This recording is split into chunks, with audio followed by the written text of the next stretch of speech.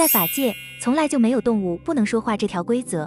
所以动物是会说话的，这件事一点也不稀奇。有些人灵感状态好的时候，确实可以直接用意念和动物进行沟通，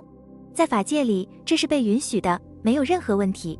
真正让人觉得颠覆的，不是动物能不能说话，而是动物和鬼灵体之间是可以无缝交流的，它们之间没有隔层，也不需要翻译。所以所谓的读兽语，其实并不是在读，不是动物突然学会了说话，而是动物本来就会说话。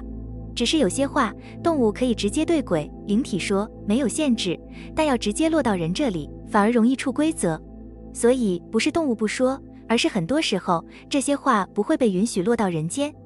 如果你也走在类似的路上，也感觉有些关卡，一个人确实很难跨过去，那你可以来找我。